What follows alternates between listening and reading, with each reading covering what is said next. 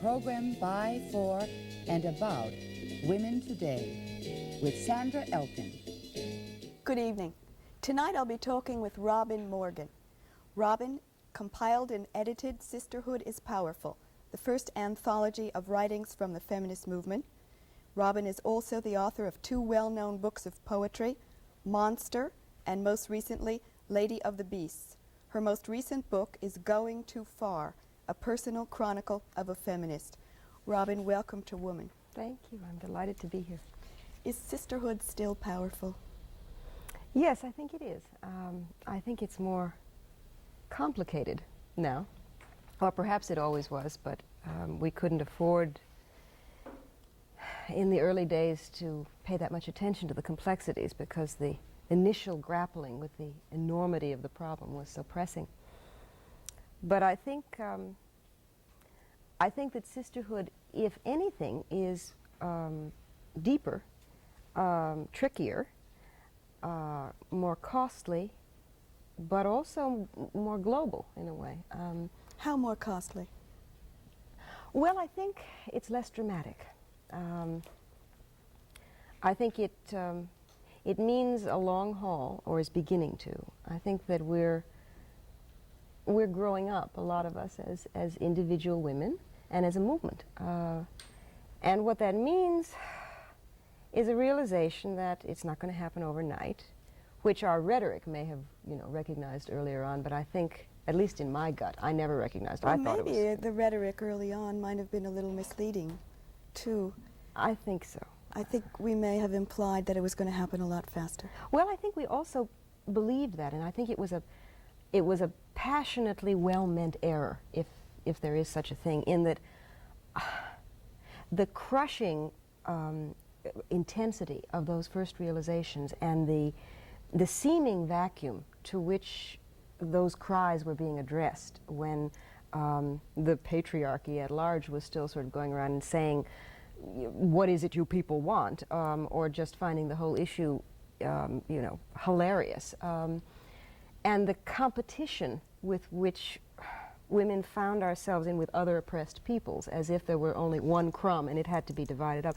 I mean, attacks from every conceivable front with almost no one taking us seriously, meant that the pain was so intolerable. If one couldn't envisage feminist revolution within 24 hours, you didn't see how you could survive the 25th hour. And I think what we're beginning to realize is that not only have we survived it, but there's going to be a long time before the kind of profound changes that feminism implies will begin to really happen. Which is not to say that we haven't covered a lot of ground already. I think that things have improved. It's just that if we settle for that, in another 100 years, there will have to be a whole bunch of women starting afresh, unearthing their history, which by that time will be us. We pass a flaming matchstick on, then to other feminists. Before we get too heavily into the current situation and the book, which is wonderful and open and honest, and I really enjoyed it a lot. Thank you. I think most people know you from Sisterhood is Powerful, which was really a very beginning book in lots and lots of ways. And I'm curious to know what raised your consciousness. Why did Sisterhood is Powerful happen? What made it happen? Well, I was a young housewife, writer, in the late 50s and early 60s. I married in the early 60s, but I was a writer already in the late 50s, and I then became involved in the New Left. So I was, within a fairly short period of time, given the intensity of the 60s, radicalized and a militant leftist through the civil rights movement, the anti-war movement, etc. And when feminism first came into my life, I had defenses a mile high. I was an exceptional woman, I was a revolutionary, I was a writer, I was this or that, and yet it struck me with a great thud in my solar plexus from which I never quite recovered. And I think that the 60s were largely a period of beginning to recognize the depth and the earth-shaking potentialities of feminism, just in my own life, never even mind the world. And I think the putting together of that anthology was one of the things that pushed me over the brink from being a women's liberationist, that is, from seeing women's oppression as one part of the male left, a valid part, but in its place, into becoming a feminist and seeing everything in some way as stemming from the primary contradiction, as it were, the subjugation of women, more than half the species. And so what began as an attempt to relate oppression of other peoples to myself and see how I was oppressed and how that might make me a better fighter in the revolution of the 60s became something that was suddenly very concrete, very personal, very real. It was in the bedroom, it was in the struggle with my husband, it was in the way in which I gave birth to my child. It was in the way dishes got washed and floors got scrubbed and words got used and poems became transformed, and it was multifarious and multiform and staggering.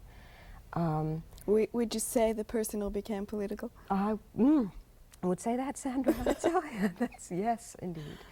At not just one level, but every level that I could have possibly conceived, and a million others I never could have foreseen. And I'm not recovered. I mean, I don't think there ever comes a point at which one has achieved some mythical level of high consciousness, because no matter how angry you think you become, something always happens to pull the carpet out from under you, and the rhetoric disappears, the jargon is meaningless, the words which have come to be important if for no other reason than verbal shorthand, words like sexism, like male supremacy, begin to even fade away into some kind of meaninglessness, and what one is left with is still the reality of pain and of unfair. This is unfair. We are people, we live, we bleed, we breathe. This is not necessary. That whole experience of coming from the left is so foreign, I think, to most women who consider themselves part of the women's movement. Mm-hmm. And it's such a special experience to have had, in a sense. And I wonder if there's a way to convey that experience, to describe it, or to at least describe the transition. Well, mostly I think when I think of my years in the left and the transition, particularly when I think of it in terms of a comparison with women who came to feminism from other areas, the kitchen, the suburban ghetto, whatever other areas, mostly I tend to be ashamed.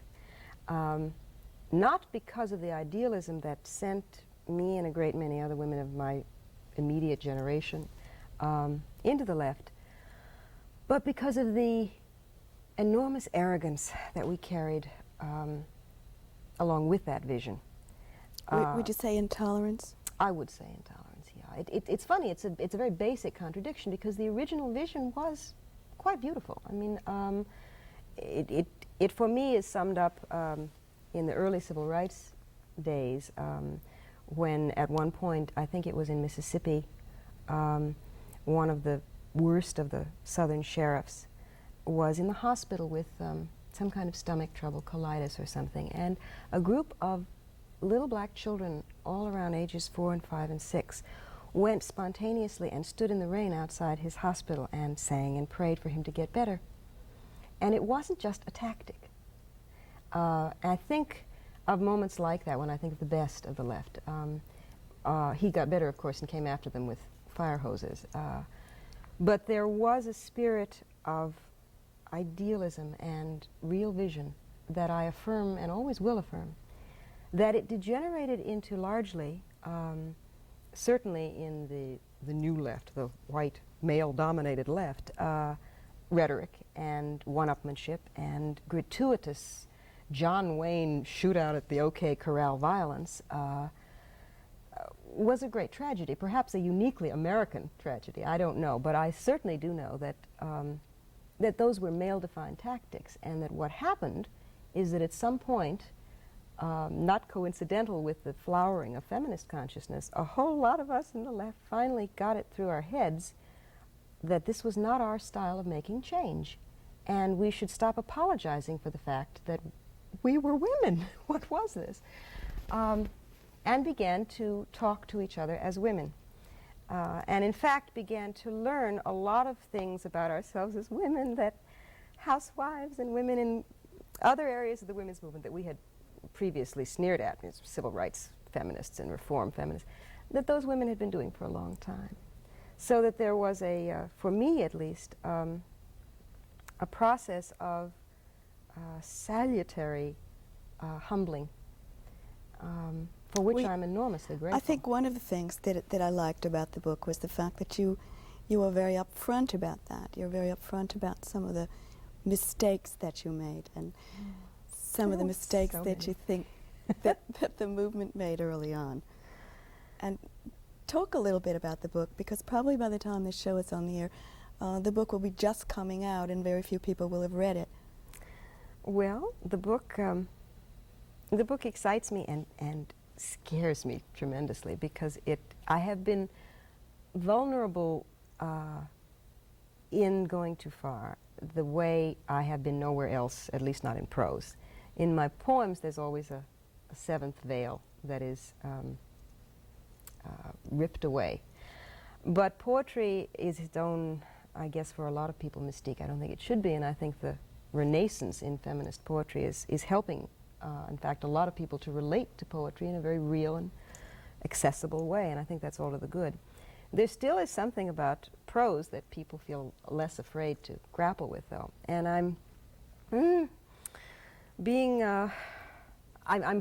apart that veil in prose in this book the way I've never done before, so that there are sections, for example, BC, Before Consciousness, that include a series of letters that I wrote to my husband, who was a poet, Kenneth Pitchford, and this was before feminism or any tools had made themselves available for struggle with the man one loves. They were not letters written from a distance. They were letters, in fact, written within the same apartment, except I couldn't say these things aloud. And I think that despite all my thoughts of being an exception at the time as a writer and a revolutionary, that they are the classic housewives' complaints. There are diary entries and journal entries. You hadn't intended him to see the letters, had you? I think I had dreamt that at some point I would be able to show them to him. But certainly you didn't think of publishing them. No, oh no. And I didn't even show them to him for about 2 years. What did they say, Robin? What did those letters say? I think they're mainly a cry for a common language. Because there was, even at that time, no question but that I loved him, and in fact that I knew he loved me. We're still together, in fact, 15 years later. But at that point, there was no way in which the different languages that we as a woman and a man were speaking about sexuality, about housework, about the ways in which we related to our writing and each other's writing. There was no way really in which those two languages could be translated, and the translator came about, if one is to personify it, with feminist politics. It gave a tool for saying, this is not just my whim, my craziness, my idiosyncrasy. In fact, this is not just me, this is political. This is, I am not alone. And to this day, when, for example, I get nervous and embarrassed about thinking about the private things that are put forth in that book, not only in the letters, but the journal entries, diary entries, things about my son, Blake, I think, oh, I'm going to really be very vulnerable. And what I must remind myself of is that every time I've taken a step that I have felt others might think was, quote, going too far, as if one never could, there has always been the feminist miracle, which is that somehow, somewhere, there have been women who have said, oh, you too? Isn't that funny? And the connections have been made again, and one discovers anew that one is not alone. And if someone says it aloud, there's a chorus, in fact. And that's your intention for this book? Yes, that is my intention. To hear, I hope, from those other mothers and wives and women who have loved beauty and art and maybe been afraid to say so in a political context, and women who have wanted to love whomever, a woman, a man, a child, themselves, and been made to feel this is not the new political. tolerance, the new tolerant Robin Morgan, right?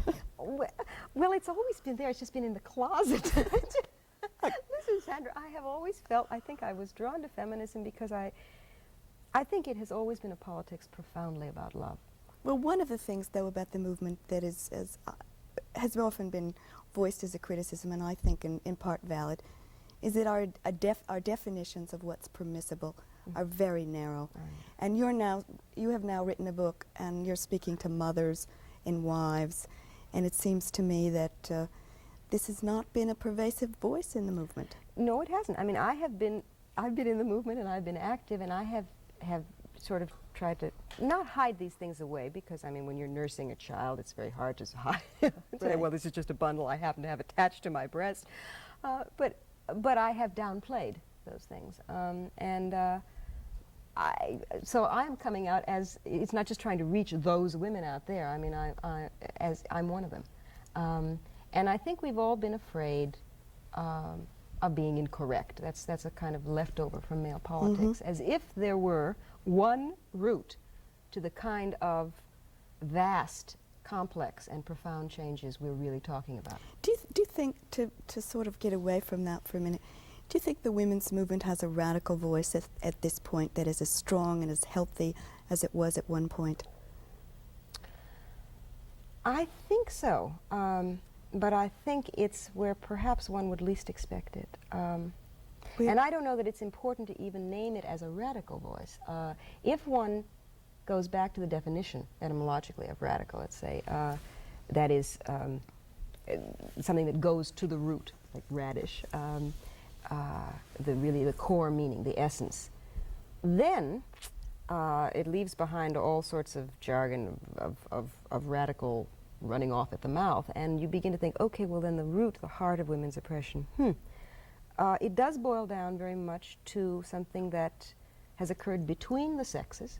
That means that there is a cathexis between women and men, and with all respect for and support of lesbian feminism, separatist feminism, etc., that still means that the problem is going to be engaged, struggled over, and perhaps solved or not on the basis of that cathexis. And that also involves love, because we do give birth some of the time to male children. Right. And let's talk about that, Robin. Let's do Let's talk about the fact that you have a son and what problems that used to pose for you. Well, I think the most painful problems that it posed were from other feminists. Blake is a very nice person, and somebody that I will always want to know. And it was hard enough imagining the difficulty that he would be getting from the outside world, the patriarchy saying, you're a little boy, come along and get the privileges we can give you for putting down little girls, for putting down women, for becoming a misogynist, as his own little peers were already becoming. But that somehow we could fight, all of us, Kenneth, Blake, me, together. I think what is soul-destroying is when one finds that one's sisters, for the most justifiable reasons, feel that a child is already hopeless because he's born male. That seems somehow self-defeating unless one's solution is androcide.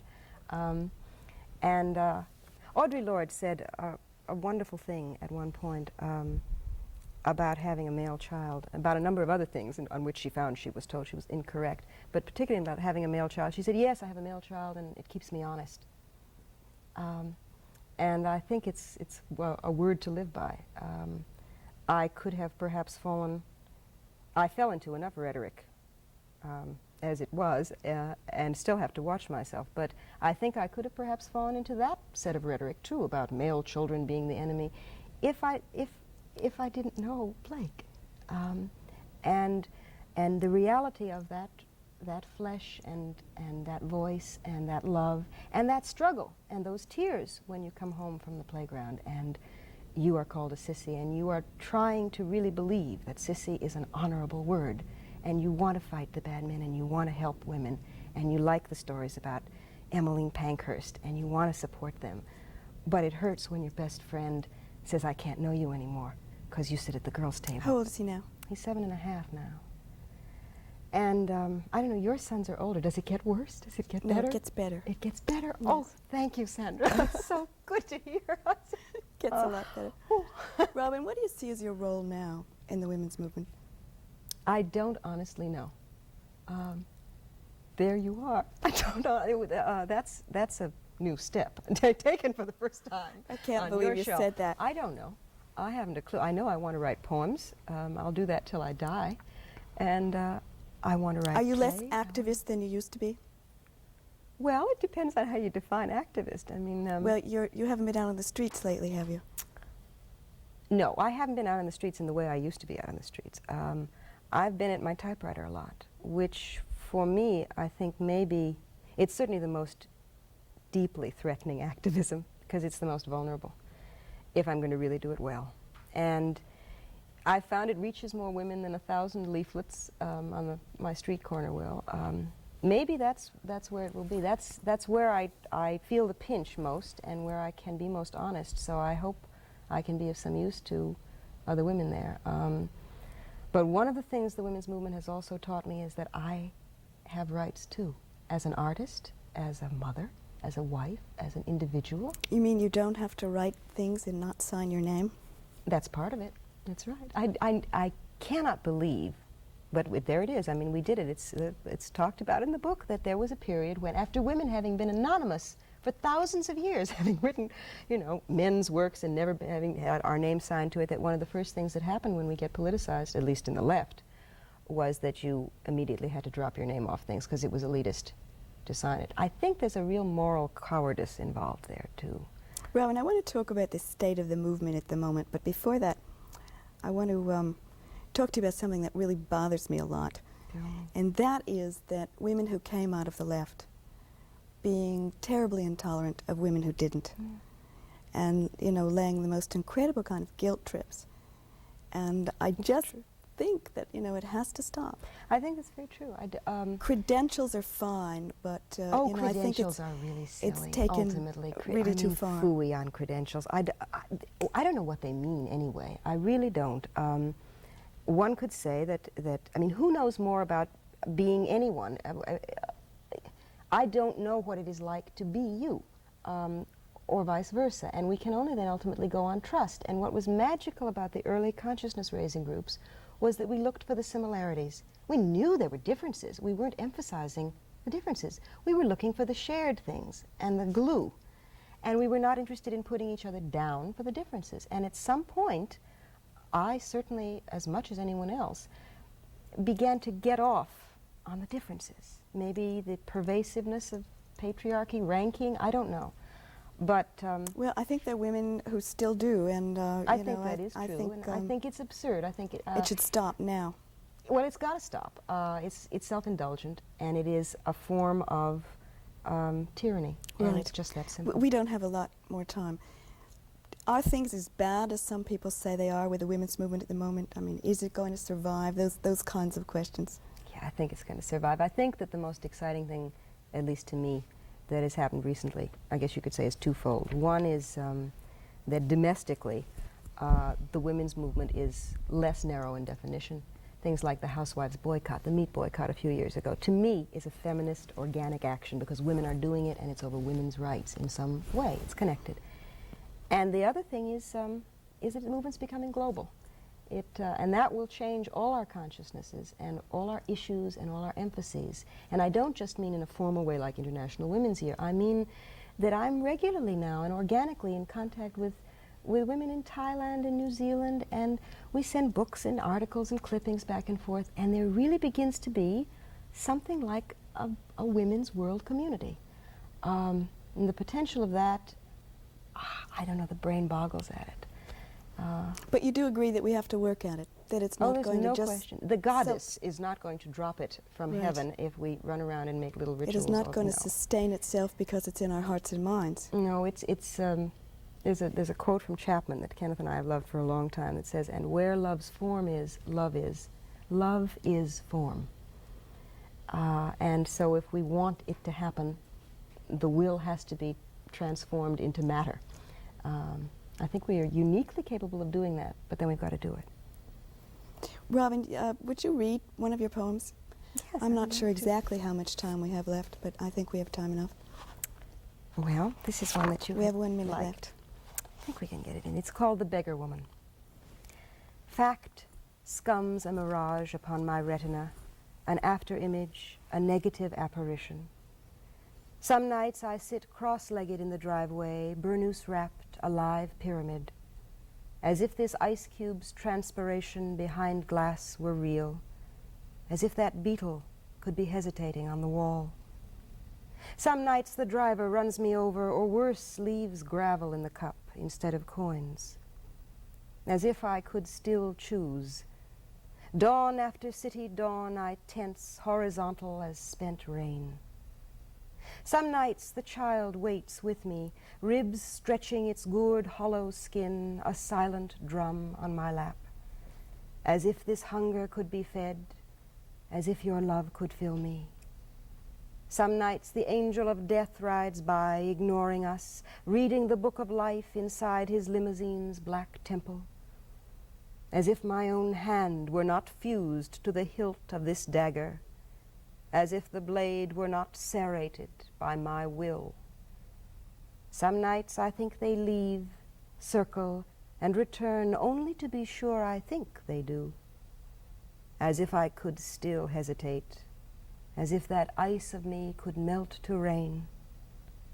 Some night the wheels will slow, the door will open, if they can be convinced that I am harmless, as if I could not steal my life inward toward the act, the way stones poise before they avalanche on one veiled head.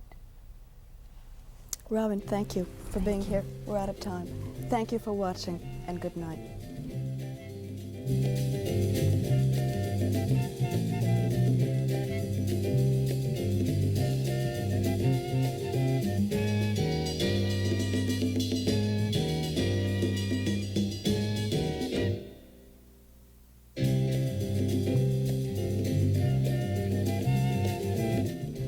This program was produced by WNED-TV, which is solely responsible for its content.